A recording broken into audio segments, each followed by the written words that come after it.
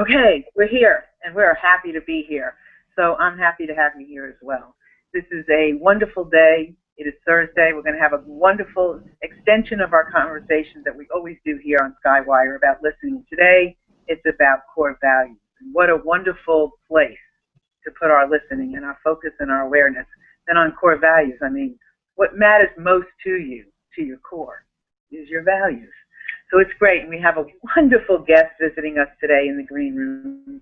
Manny, everybody knows Manny, right? Say hi to Manny. Hey, Manny. We're going to have Manny introduce himself. Manny, hey, look at that smile. Everybody's got to know that smile. So if you're listening to us live, that's great. We want you to chat with us. We want you to send us your comments. If you're watching this show and you're watching it afterwards, still, please send us your comments. Let us know what you think, what you feel, what you learned, your ahas. We always want to hear that. So with that, let me ask Manny, since he is our guest and our token man today. Manny, come share with us who you are and that will let our audience know. Just get into your heart. Who are you? Awesome. Well, first, thanks, Marilyn, for having me on. Let's see. I try to always share from a different perspective, and Marilyn reminded us of that earlier in the green room, so I appreciate that. But I think who I am now it changes every day. I'm taking on the entrepreneur identity and absorbing it and loving it. I think I spent most of my life as an aspiring physician, and then as a physician, and then as a pre-med with all the accoutrement of that, and then as a physician. I went to Harvard undergrad. I went to Carolina Medical School. I went to University of Miami, where I trained at the psychiatric unit there. In between all those episodes, I have various tries to system because I didn't feel like it was me. I've been programming video games since I was 10 years old, so I'm really into 3D art, 3D interactive immersive environments, and narrative and storytelling. And I think that sums me up. I fell in love, and it changed everything about my life, and I joke about that a lot because before I met my Amy, I was pretty goal-directed. I was bent on success and able to accomplish things just by focusing and forgetting about the human element. And I mean, it almost made me feel superhuman because I could focus better and not be bothered by things.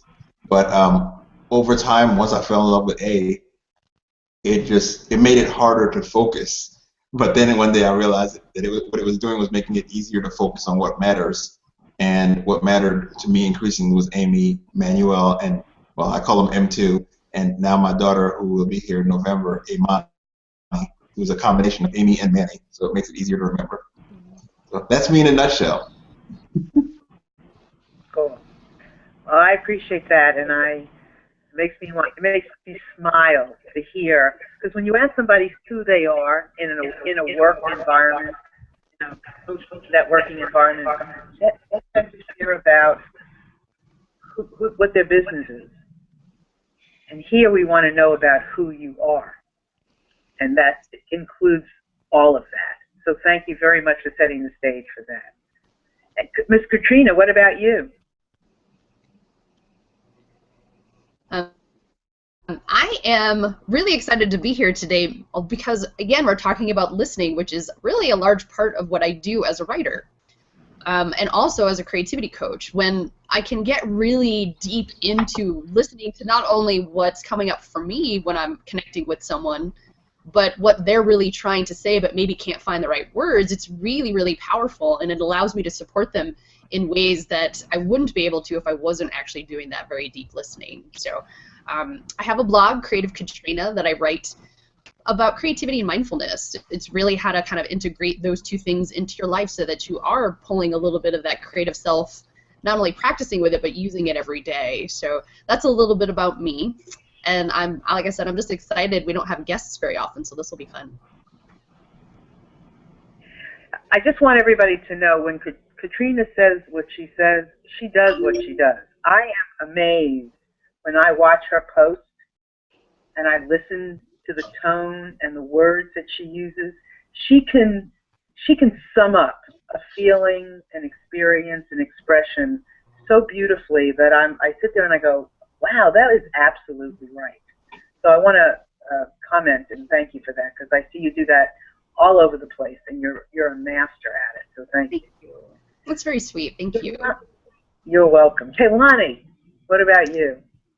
Well, good morning, everyone, and I'm excited about this because I'm actually going to follow the trend that is going a little different, like we talked about, Marilyn, before we got on the show live, that normally we share who we are in business right now. So I'm going to share just a little bit more about who I am as a ever-expanding woman and mother and entrepreneur on this journey of life.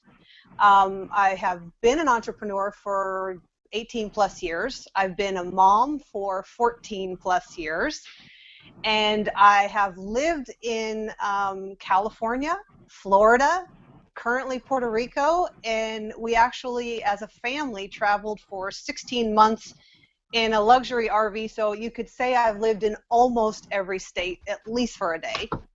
And we've done a great variety of cool things in our business life, my husband and I together. We've been together for 20 years plus. So we have had an educational agency that did positive parenting and alternatives to domestic violence. In Florida, we had a very successful real estate company, which is completely different from what we did in California. And then now here living in Puerto Rico, as everybody has heard before, I'm actually a woman's inner wealth coach now, something very new for me. So I empower other women, especially moms, on this ever-expanding journey of life. Perfect. So thank you for joining us from Puerto Rico, and thank you for always bringing in something about, you know, you so often talk about energy and power, and you're so frank, and I just want to thank you so much for that. So thank you, and for everything you always do. And Elaine, our humorist, our laughter person, what about you? Hi, I'm Elaine Nieberding, and I'm hailing from Bel Air, Maryland, and this has been a really interesting week for me. I have launched a new hangout show, and so among the things that I am doing and being is being a hangout hostess, and I like to call myself the holistic hangout hostess. Mani, like you, I have a little bit of background in the medical arena. I'm a board-certified holistic nurse, but my laughter and joy stuff comes in the form of being a certified laughter yoga teacher. The interesting part about our discussion today is about core values. And I'm going to be really looking at how I experience freedom in my life. My name, Nieberding, actually means home of the new free place. But it wasn't until I did an inner journey of exploration that I found out that my core value was freedom. So, you know, what am I doing this week? I'm doing hangouts. I'm doing laughter yoga stuff. What will I be doing next week or next month? I don't know. Probably more of the same joy stuff, you know, and breathing in wordplay. And the thing that I enjoy is really helping people integrate more play into their self-care and their daily living. So that's about it. Thank you. Perfect. And Elaine, that's fantastic. Oh, I just wanted to share what Elaine was saying, the play. I was thinking of that, so you read my energy waves. My middle name is Leela, and in Sanskrit, that means play. So that's been a very powerful core value in my life and my family's life, play. Cool. Thank you. And, you know, when she was saying that, it's so interesting we're going to get to Heidi, but I just have to say something. It's so interesting because when you put groups of people together, there's some kind of something like in entrainment, when people get on some kind of either the same wavelength, or when you tap into something, into this universal energy, and it's right, you get into something where there's a flow of energy and there's a flow of information. And as Elaine was sharing, right before she said something about this is a core value, I'm thinking to myself, what we're doing here is we're all sharing our core values. I mean, and Manny started by sharing about what he's done and his family. Everything you're hearing is about a core value. And then, of course, Kalyani came in with it. So it's just perfect. So I thank you and I honor you for that. And I also want to thank everybody that's listening, you know, and all the people that have, this is your first or this is your return visit. Thank you very much. Heidi, talk about you. Here we are. Yeah, I would like to take myself from another perspective too, and not say that I'm a transformational coach and blah, blah, blah, blah, but I'm a very curious person, and I think curiosity has me taken my whole life.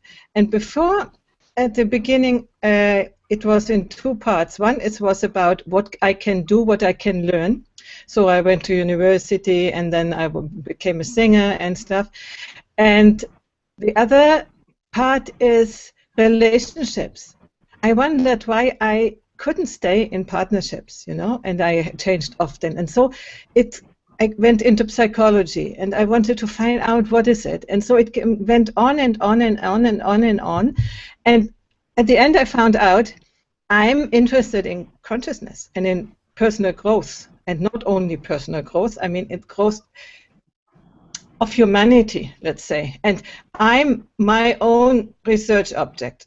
So I think this, and what I do, you know, I do a voice liberation with people, or I do relationship training, or a self-empowerment, women's empowerment, for instance. And these things are tools for the bigger cause, which is growing evolution of consciousness.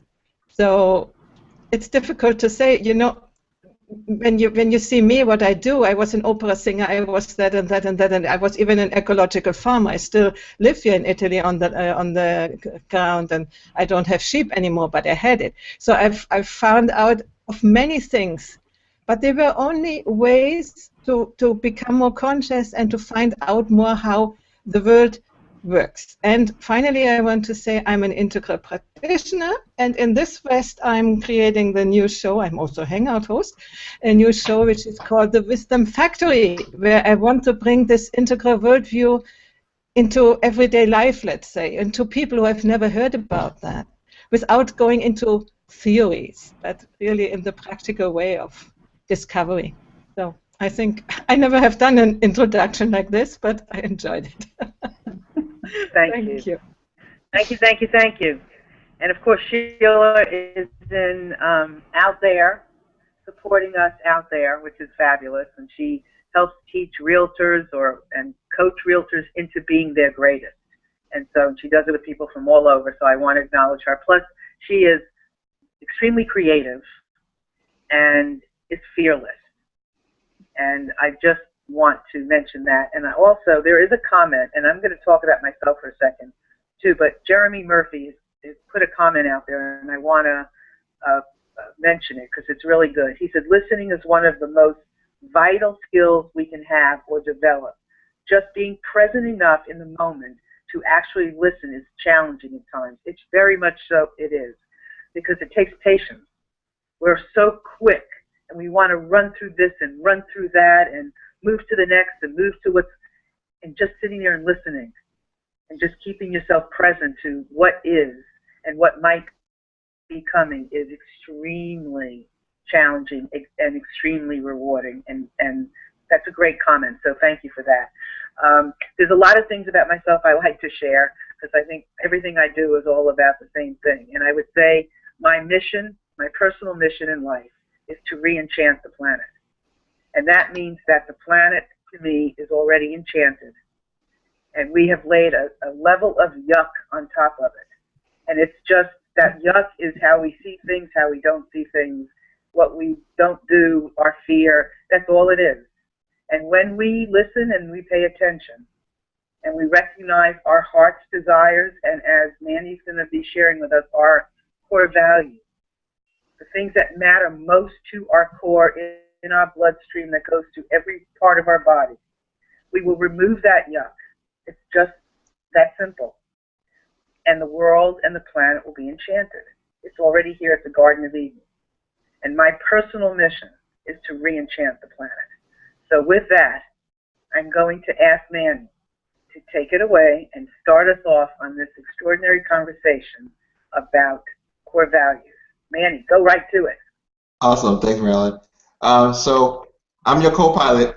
I call shotgun. My brother and I used to do this thing when we were kids. We're like, as soon as we hit the driveway, someone would call shotgun and get the seat next to my dad. So if you're re-enchanting the planet, I'll call shotgun if no one else has called it. You know. So core values are about tuning into your own inner signal, because if you look at most of the collective consciousness information, we're operating at frequencies of behavior that create emotional waves that emanate out from us. Now, each of us is born initially, even before we're born, we're grown from within a person's body that is sending us signals during that period of time to tune us to the cycles of the universe that we're growing into. What they found is that, well, I won't go into the data too much because I do go geek sometimes. So just like blink really dopaminergic fast when I like do that, and I'll be like, okay, back to words. What they found is that when you surround yourself with people that you trust, and I like to say, go where you're beautiful, go where you feel beautiful. If you surround yourself with people that you trust, the part of your brain that is empathic, creative, in tune with the social signal, which is sort of like an avatar, like the collective computing that all 7 billion of us are doing. If you're able to tumble through the environment attentive enough, after you've taken the time to get to know your core values, get to know yourself, and then find the people that you love, know, love, and trust, and share your signals, and get to know the people that you don't trust and not project onto them the yuck that's inside, but realize that the reason you don't trust them is because they're strong at the things that you're weak at. So if you know that they have your best interest in mind and they're part of your team, they become the person that on autopilot covers your blind spot. So we call it COVA now because apparently core value alignment is a lot of words for a 140 character generation. But the core thing is knowing who you are, know what your strengths are, know how you're wired, and how to take that wiring that you've been tuning since the day you were, like since before you were born, your predispositions, kind of tap that down to the universe. As a second part, you kind of pan around and look at the cultural narratives, the cultural scripts, the cultural expectations, and realize that you have to navigate that until you have to kind of suck in which ugly duckling are you and why, is the metaphor I like to use, and then kind of tumble in the direction that your inner compass guides you incrementally by becoming more creative, yet not creative enough where they burn you at the stake immediately, but creative yet relevant to the group within which you navigate, the reference group, and then kind of tumble towards within the gradient of your group until you have people in your group that appreciate you, get better at your craft, and then eventually hit the edge of your group and find that you're almost the pulling force at the edge of your group, pulling your group in a creative direction. And I go to the side, but in my mind, I actually visualize what Jung calls individuation as an upward process, where I experiment with new things that I value, yet at the same time, I do it in a non-threatening way to those that choose to follow me and to work with me. And I nurture them such that they understand why I'm doing it, why I'm spending so much time in the math, the nonlinear dynamics, the physics, and how it applies to the narrative, the metaphor, the creative, and how we need to go back to neurodiversity, which really means every person you meet, listening to what that person is saying instead of imposing your view on them, and asking yourself, what does the way that person make me feel? Tell me A, about myself, B, about that person, and C, about the journey that we need to synergistically take on together. Or sometimes that journey is get away from me so that I don't kill you quickly, because you'll meet people who are toxic and want to impose their view on you, and their view involves forcing their way into your consciousness with a negative worldview.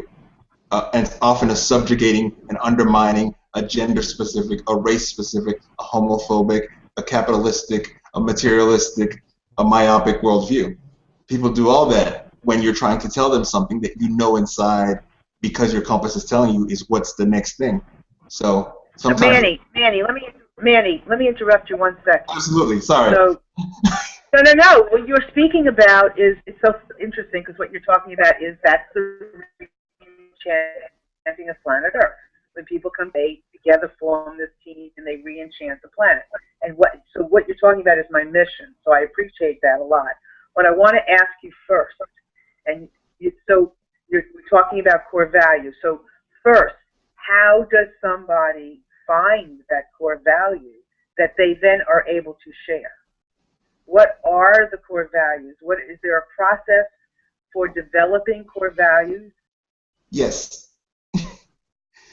To go marketing speak, we've come up with COVA, which is core value alignment. And we do once a week, we put together a workshop where we have 4 people in the group, and we kind of use what we call the Ricochet rubric, a system that CC and I came up with, where the people in the group figure out their values. Now, if you want to go about it the long experimental way, which is what I've done over the last few decades and what CC has done and other people, a good place to start is with Schwartz's 10 core values. The reason you do that is his 10 core values are around a sphere. Well, he uses a circle, but if he had thought through it deeper, it would be a sphere. But the values are in opposite directions, where you have values like self-preservation, as opposed to like the preservation of the group. Sort of a American or Western self-centered versus an intersubjective view. And then you have, on the other side, you have stuff where you have power, self-enhancement, you have conservatism, and you have like novelty seeking, sort of an adaptive, flexible versus a need for structure is the best way to put it. So they go around the sphere, and that's the best way to start, is to get to know those 10, and then realize that if you don't agree with those 10, go find 10 things in a circle where you know what you want, and then on the other side, you know what you hate to see people do when they're breathing. And I say that because you have to accept certain. Okay, so self-preservation. Yes. So you have like these categories of core values. So Yes. Self-preservation would be one. Yeah. Maybe family would be another. Spirituality would be another. Spirituality, religion. Maybe financial would be another. Is that what you're saying? I would say I agree with the concept you're saying, but I would fine-tune it just to make it a little bit more adaptable. I would say the ones that you just said there are vehicles for your values. Okay. Often we have a vehicle for a value. The value is the actual motivating magnetic force, and the way in which you enact that value is the vehicle. The technique that marketing stole is the ladder method, where you ladder down from the object to the value that is embodied within the object symbolically. Like your family, you want to kind of see what the person values that they see their family for. Some people are narcissistic and see their family for self-enhancement. Every time their wife doesn't look perfect, they pull the arm away, or they're going to replace her with an 18-year-old. You know, that lets you know very crisply what that person values. Not family, but self-enhancement. Whereas a person who has a family and has a community feel to it, a family where they listen to their kids, they engage their kids, you'll be like, okay, so there's a different frequency of value going on in there. So that's why I'm nitpicking that detail, because it empowers people to not stop just at the condensed version, the condensation, the symbolic version, but to dig deeper until they find the part that magnetizes them and connects them to the universe. So, okay, so this is great. Then I want to kind of go down and ask everybody, based on some of what they're hearing and what they already have listened to about. So let me just clarify a little bit, and then tell me if I'm saying this or summing it up in an okay way. So we listen to the value in which we're living and the value in how we're living, and that tells us something. And then we're listening for the core of where we want to go. You know, and then the value in that. So I might say, you know, I want to, you know, I might think I'm doing something, but if I really listen, then I'm going to really hear the value of how I'm really showing up. And then I can take it even deeper. Is that what you're saying? Oh, I don't hear you.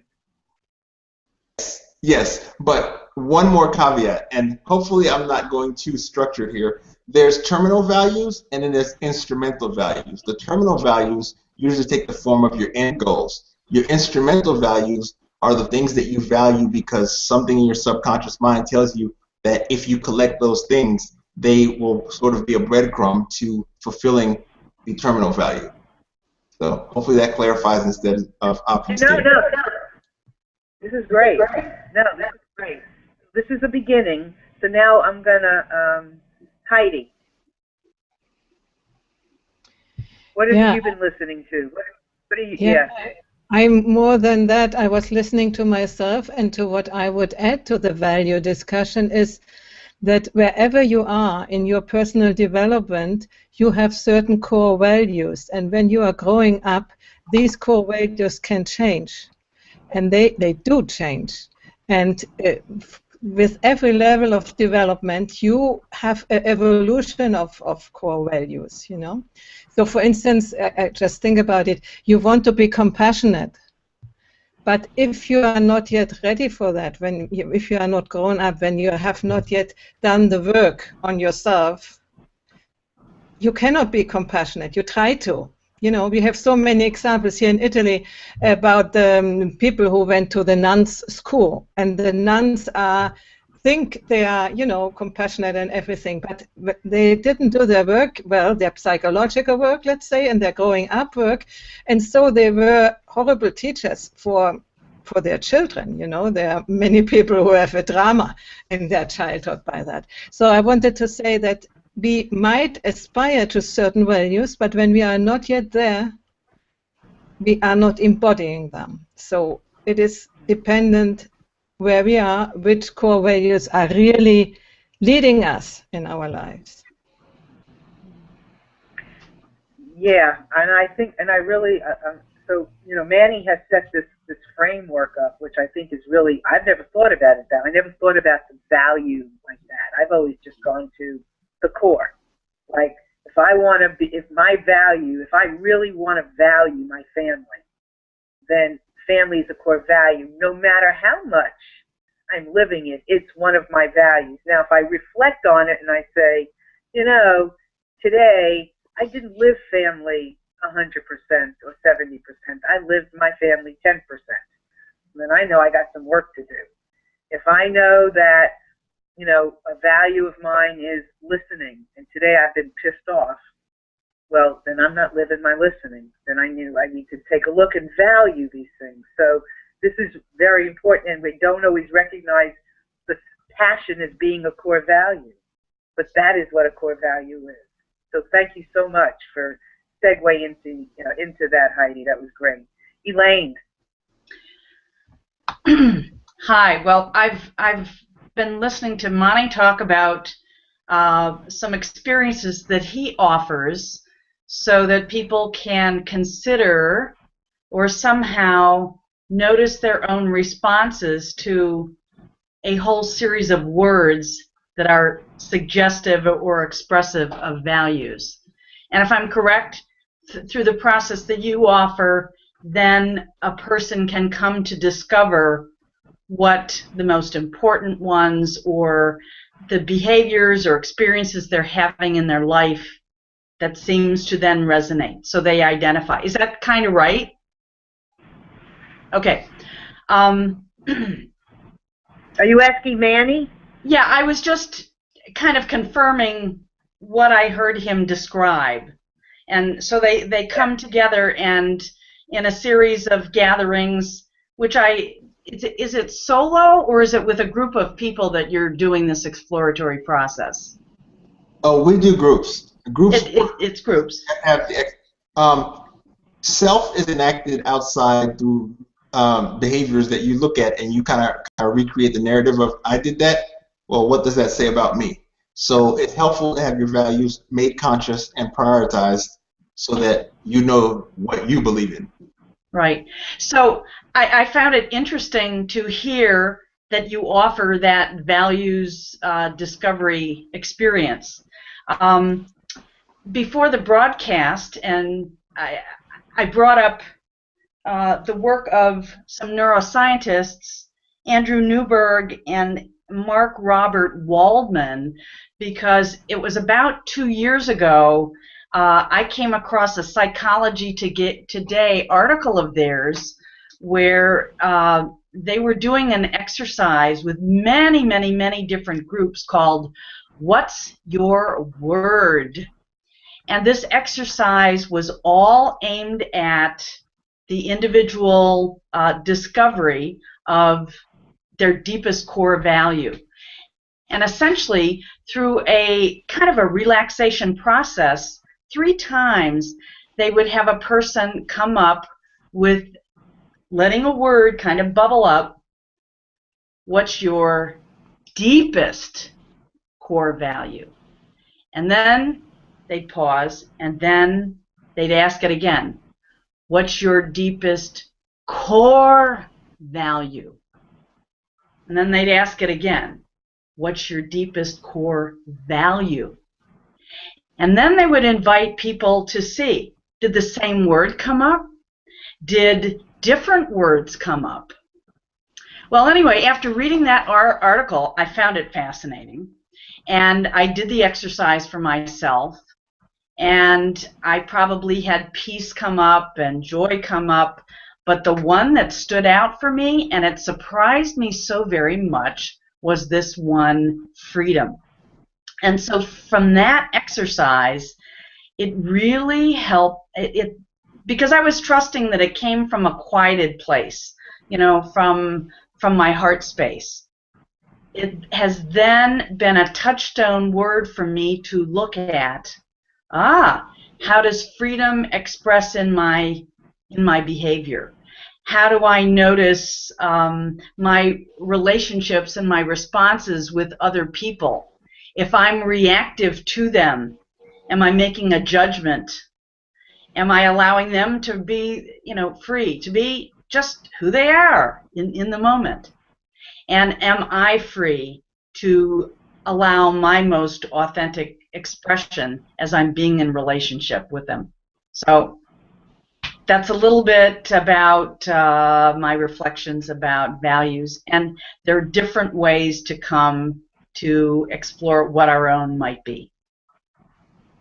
And obviously, replace the word listening with explore. Yeah. Because that's how you have to do it. So that's great. Yeah, that's powerful. Kalyani, what about you? Yeah, I'm doing some great listening over here, so I have a lot of things bubbling up. I'm taking it all the way back to Heidi, because I completely, you know, echo what she was saying about our core values are very evolutionary as we are, even when we're not always completely conscious of the evolving that we're doing. For most of us, I like to believe we intend our evolution and we are on a conscious path. So our core values are definitely going to change. I've experienced that mine have changed as I keep evolving and I'm growing my consciousness and expanding awareness on this journey of re-enchantment, as you say, Marilyn. So I completely am in line with that they do change over time. I think that we can clearly see it just on our panel when we've shared what we've all done in, let's call them, past lives of, you know, business, how we were serving in the world. You can see as we evolve to different things in our life when it comes to our service, which is called entrepreneur business. It's happening that way because evolving. So our core values are going to change with that and evolve and grow with that. And this is so powerful because you just can't believe how many people actually don't really know their core values. Some people think that, like family, faith, trust, kindness, honesty, that those are core values, because those are, a lot of times we use those words as values. But then you can ask somebody, so kindness, what does that mean? That you want to teach your kids to be kind, or you want people to be kind? What I like to do with, first and foremost, with every woman that I work with, is have them get clear. How do you want to feel as you move through your daily life? Freedom, like Elaine was talking about, is a huge one. I think if you really want to talk core, to the center of your soul, I think everybody is wanting freedom to be the mothership, right? And then from there you say, well, if I feel totally free, that means I'm free to express. I feel more playful. I feel more energetic. So I hear you on that one, freedom, Elaine, and that's very big for me too. And then everything kind of stems from there. But a lot of people don't even get to the heart of how do they want to feel to even create core values, to know that then they can operate each and every day making choices, listening to those core values and saying, okay, this action would match this listening to this core value. So then I can live my life intentionally and deliberately from these core values. And I'm not into the scientific side of it. I'm just a truth gal, simplicity, and for me it's, how do you want to feel? If you can get to how you want to feel, I promise you will find some very important core values that will drive you, and you'll start taking action each and every day from that, rather than just, you know, aimlessly going through life and thinking that these words that you have are the core values, when you're going to get words after you figure out how you want to feel.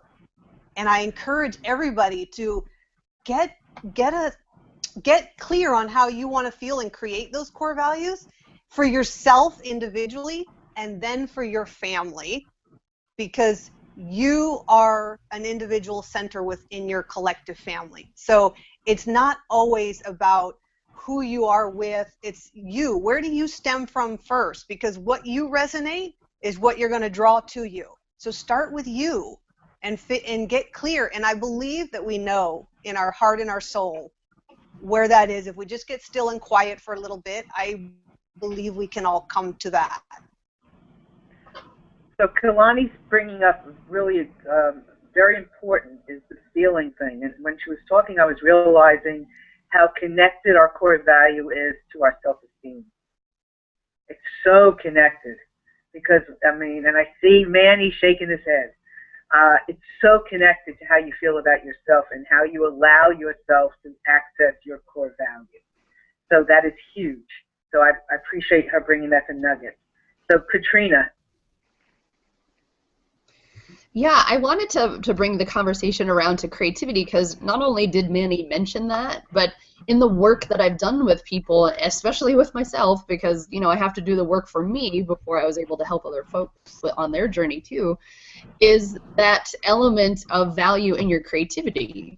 If you're really excited about wanting to be creative, you value that and are more willing to do what you need to do to add some more of that to your day, to express that more, to share more of that. But if you don't necessarily, if you're talking out two sides of your mouth and you say, I really value creativity, but I'm always too busy to make time for it, well, you're not really honoring that value.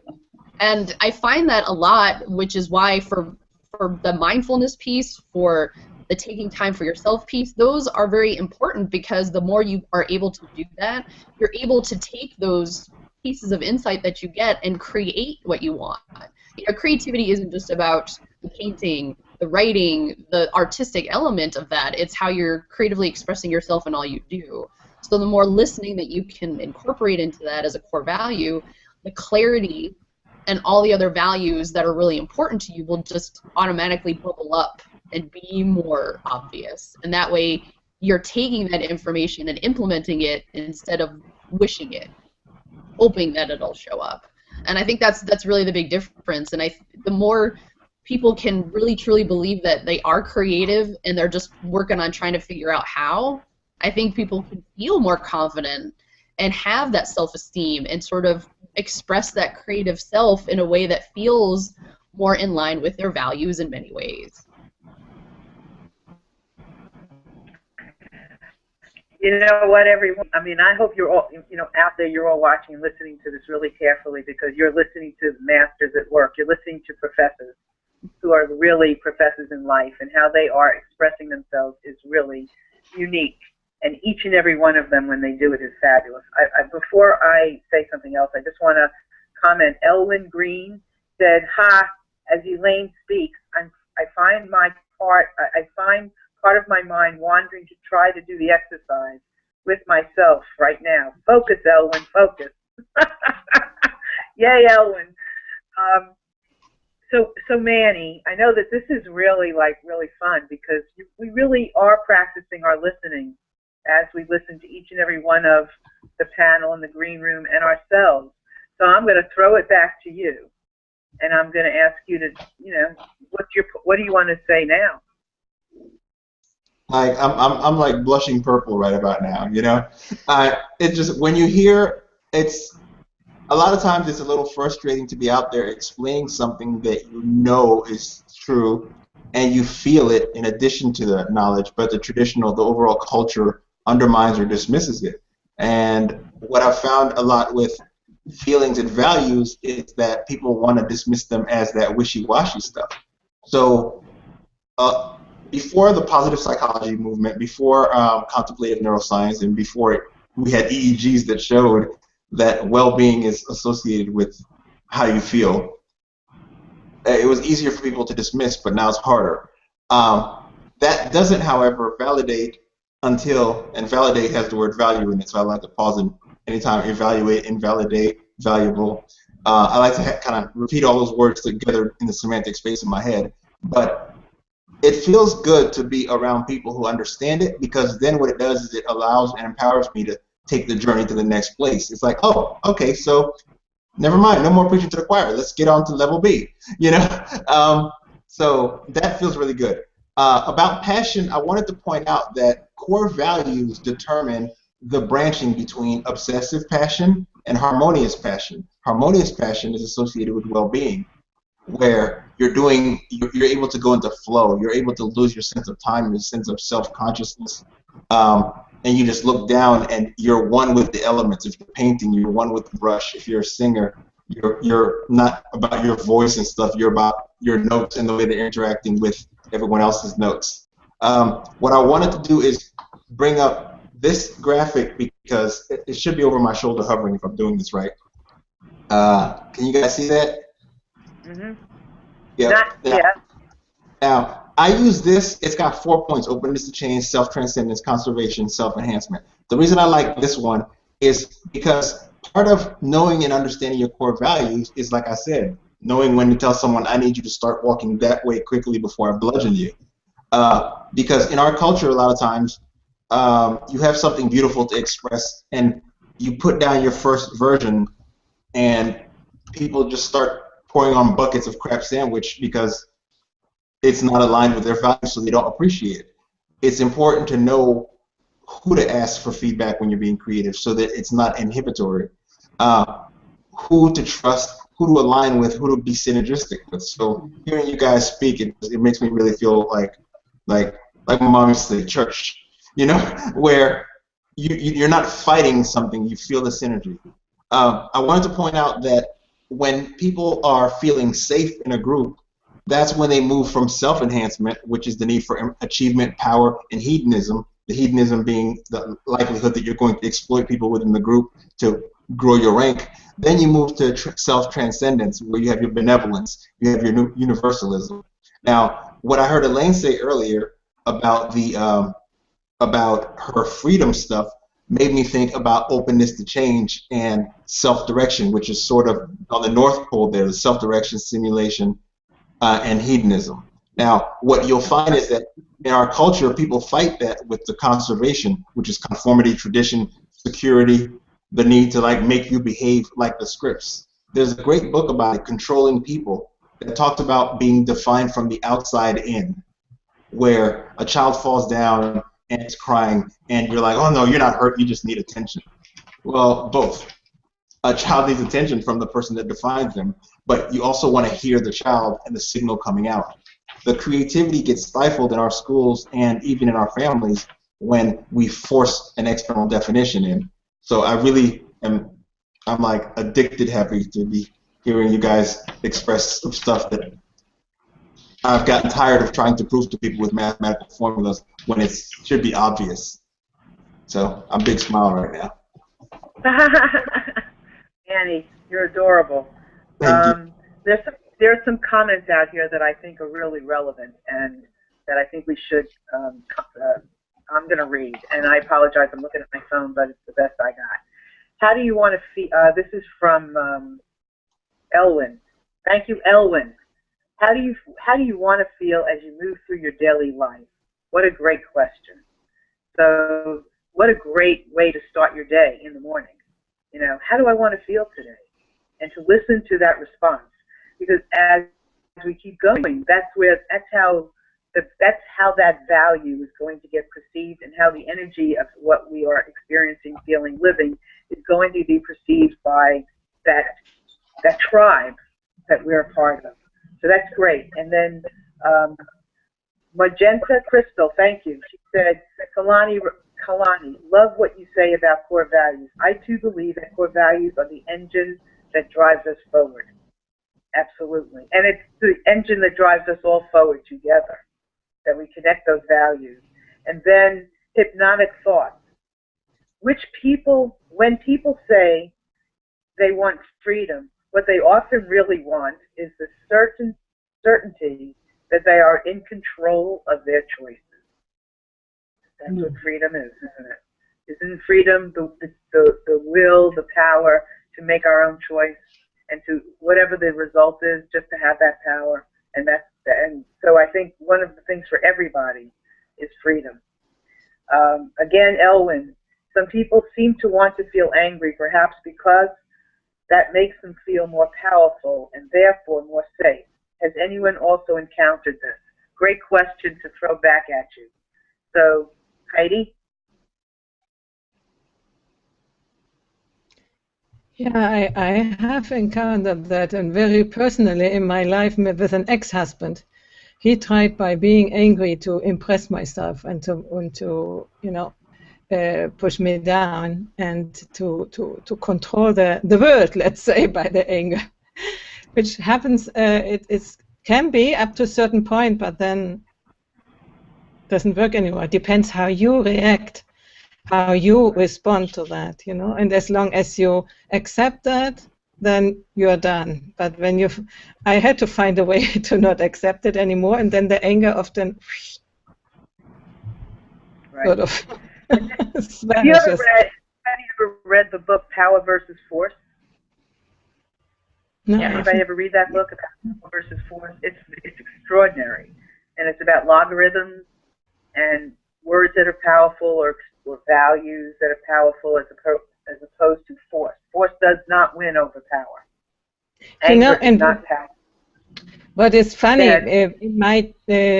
Marilyn, power versus force, what you say, this is the core teaching which I do for voice. When you force it, the voice doesn't come out. But when you are powerful in yourself, the voice comes out by itself, you know. So it's really to get the distinction what forcing is and what the real power is. I think this is a huge learning. When you get it in many areas of life, then it's good. Yeah, absolutely. And it's the same thing. Well, you don't have to force power. Power just comes, right? So, anybody else have any comments about that? Yeah, Elaine? I do. I loved being the wordplay queen that I am. I loved it. Mani, when you were talking about validate and values, and both starting with VAL. So it made me think about the word valor, because when I think of the word valor, I think of like courage and strength and bravery. And true valor comes from, I believe, connecting with that strength of heart that's linked with strength of mind, and when we're in touch with our feelings and our valor and what we want to express, they're all linked together. So I pulled out my dictionary, and valor is actually personal bravery, the strength of mind or spirit that enables a person to encounter danger with firmness. So the danger experiences are, you know, when we're meeting up with those fences, those boundaries, or those things that we conceive of as different, but yet there's some part of us that wants to push through and let the fences come down. Anyway, thank you, Manny. Validate, value, valor. Here's another comment with using, this is great. This is about the creativity. So listen to this, and this is a long one, but listen. Creativity is the way that we bring novelty, variety into our lives. When people say they value creativity, but they didn't have time, they are prioritizing certainly over novelty. So, right, they're not living their core values. They are not lying about valuing creativity, but they are making a value-based choice to stick with certainty, which they happen to care about more than creativity. What?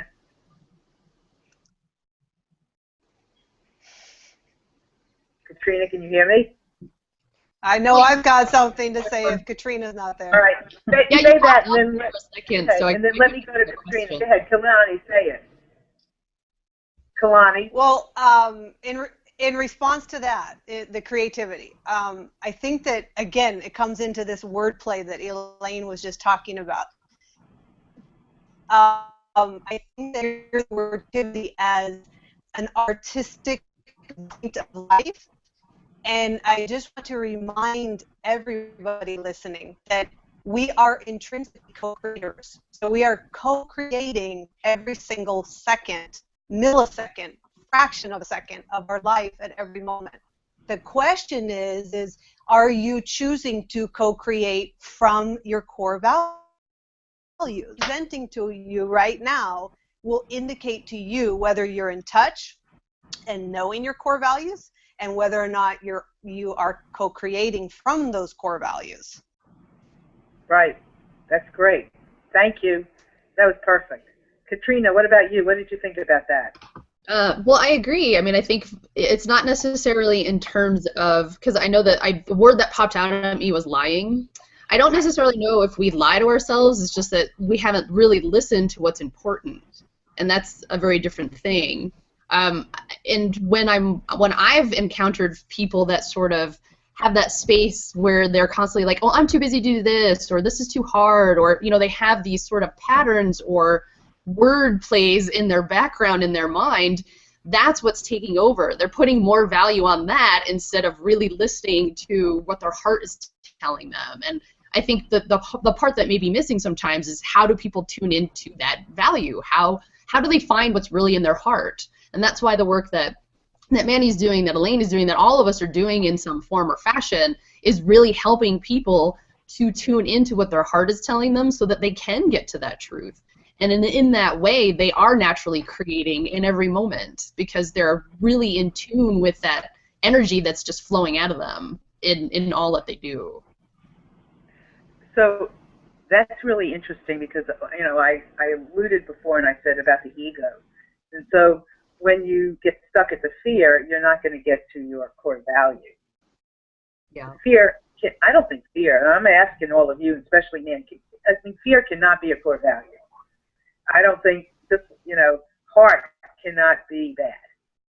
So core values are always, I would think, are in your best interest and are in the best interest of the planet. Is that, what do you think, Manny? I agree entirely. The way I think of it, and I always go back to the diagrams, but I'll try to not go too geek. There's a called polyvagal theory, where there's an 11th nerve in the back of your brain that's connected to your, well, in the back of your neck that's connected to your face, your facial expressions, and it shuts off during, and my brain was geeking, it's like, well, it's actually the 10th and 11th front ventral nerve. It shuts off when you are in a threat type situation, and your facial expressions shut down. Now, in addition to your facial expression shutting down, you go into fight or flight mode where your prefrontal cortex, the part that does empty, creativity, warmth, imagining another person's theory of mind, all that shuts down in a threat situation, and suddenly the other person becomes outsider, other, untrustworthy, and that's when you can dehumanize and subjugate someone. You can do something violent to someone because we call it an amygdala hijack. You go into autopilot fight-flight mode. So I say all that to say that the creativity, you need to be around trusted people who appreciate what you're doing, and you feel that the feedback is towards an end goal versus a feedback towards criticism. Absolutely, and criticism from yourself, because it's not going to work, right? Yeah, yeah. Now, one thing is that in psychiatry, we had conditions called internalization and externalization disorders, projective identification, various conditions like borderline personality and stuff. I don't like the labels because, to me, a lot of times those are things that some sort of infrastructure put into place to put a price tag on people's suffering. So I'm not thrilled about those. But what I like to think about is there's a part of your brain called the default mode network that I love. I love the thing she just put up there. So value, validate, and valid. Pardon the squirrel moment. I just over enjoyed that. But what's important is that now more and more we have scientific findings like data. There's a part of your brain called the default mode network, which represents your ego state. In the front, there's an inhibitory part that interferes with your ability to be creative. They call it writer's block or just regular fight or flight, where if you feel like you're around people who are going to attack your work, the part of your brain that does the creative doesn't do the creative. You need to be around supportive people such that you guys are vibing together, such that you're all not going to be attacking each other, but attacking the problem, attacking the end goal, and doing creative problem solving for feedback. We actually came up with a system to protect people for that we call the Ricochet rubric, where we cut everything in fours for simplicity. And it has 4 phases, and during each phase, a person of a certain archetype is the lead for that discussion, and the other 3 people sort of distributed leadership. The other 3 people will shut up. And so during that safe space, you know that during the first part, you're sensing your more practical people are speaking. And they know that in the second part, it's you intuitives. We're looking at what do the patterns tell us, what can we get out of it. During the third part, it's your objective assessment. Based on step 1, 2, what do the people in group 3 feel is sort of the objective answer. Now, to avoid making what we call the Abercrombie mistake, where you tell people don't have fat people wear my stuff or something brilliant like that, we have the last step, which is the subjective assessment, which is core value aligned. Whereas the third step is KPI based, so your business can be profitable. The fourth step is based off the decision we chose, what are we doing to the community? What are we doing to the self-esteem of the people in the group? You know, are we showing women pictures of stretched necks so that people with normal necks are feeling objectified and needing to inject their lips with stuff? You know, it's all stuff we have to consider, and we're at a time now where the information is moving fast enough where when you don't consider it, your reputation takes damage. And each individual as an artist, when we're creating something, we started off growing inside a woman who was in an environment that was telling her certain things. They find that your cortisol level at 14 is related to your mother's mood prenatal. So by the time you're at 14 creating artwork, if there's pain in your artwork, if there's subjugation, if there's a sense of angst, it's worth exploring that and doing a little self-Rorschach. Why am I using that blue that way? And be wrong about it. Take a guess. Ask your friends, and they'll tell you. Well, it's because that's the same blue that your dad forced you to paint your room, and you hate the hell out of that blue. Thank you. You know, your art is expressing something. Have people you trust tell you what. So we are almost out of time. I mean, and obviously we can go on and on and on and on, and just because listening can take you on and on and on. And I'm just going to quickly say, one of the most important things is to connect with how you feel about something, and that takes that listening, that fleeting moments of genius, to get in touch with that intuitive moment, second flash of how do I feel about what's going on, and then turning that into I don't like it. or I do like it, and then that turns into that a core value to start with, or to expand.